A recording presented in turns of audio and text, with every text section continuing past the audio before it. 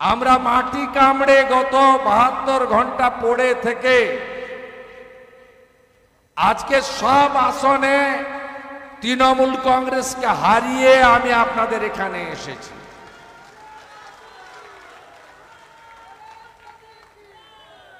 আপনি ওদের প্রার্থীদের কান্নাকাটি দেখছিলেন না? অবশ্য ব্যতিক্রম প্রার্থীও আছে। গরু পাচারকারী এনামুলের টাকায় সিনেমা করা, ঘড়ি, জুতা, জামা উপহার নেওয়া এনামুলের ডায়েরি থেকে পাওয়া গেছিল। তিনি আবার সবুজ আবির মেখে ঘুরছেন। এই তৃণমূল কংগ্রেসকে লাস্ট দফাতে দফা রফা করে দিতে হবে, কারণ দেশের সুরক্ষার স্বার্থে আর পশ্চিমবঙ্গে গণতন্ত্র প্রতিষ্ঠা করার স্বার্থে নরেন্দ্র মোদীজির নেতৃত্বে ভারতীয় জনতা পার্টি ইতিমধ্যে আমি বলবো 350-র কাছাকাছি আসন ইতিমধ্যে পেয়ে গেছে। এমনকি গণনার আগে 3টে আসন বিনা প্রতিদ্বন্দ্বিতায় জিতেছে। মধ্যপ্রদেশের ইন্দোর, খাজুরাহ, গুজরাটের সুরাট। মোদীজিকে কেউ রুখতে পারবে না। তাহলে কেন সুদীপ বন্দ্যোপাধ্যায়কে আপনারা এখান থেকে পাঠাবেন? কেন মোদীজির আশীর্বাদ ধন্য প্রার্থী তাকে কেন আপনারা জেতাবেন না? মোদীজি নিজে উত্তর কলকাতার প্রচারে আসবেন 28 তারিখে।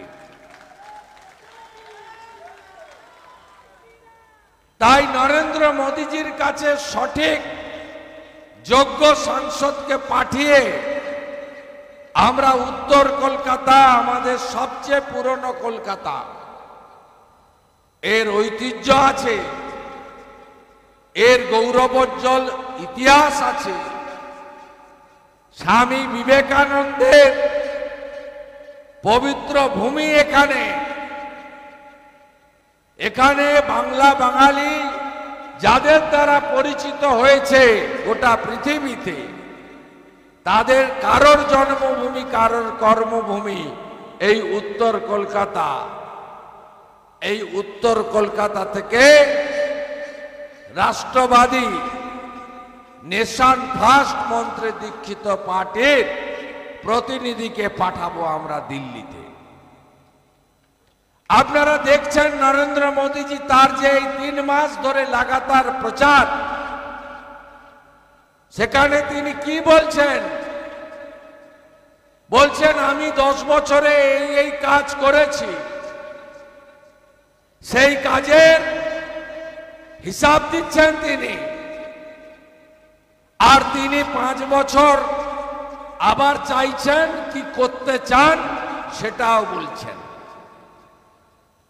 নরেন্দ্র মোদীজি বিকশিত ভারতের লক্ষ্যে ভোট চাইছেন।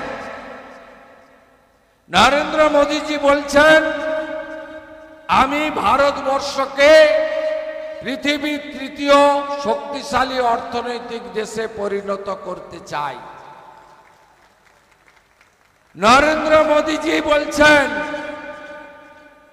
যে আমি ভারতবর্ষকে আরো শক্তিশালী রাষ্ট্রে পরিণত করতে চাই এবং সাথে সাথে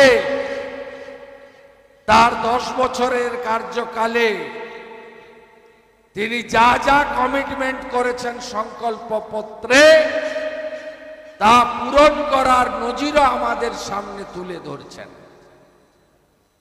মোদীজির নেতৃত্বে আমরা এই 5 বছরের মধ্যে ডক্টর শ্যামা প্রসাদ মুখার্জির যে স্লোগান এক দেশ এক নিশান এক প্রধান এক বিধান, নরেন্দ্র মোদীজি 370-35 হাঁটিয়েছেন।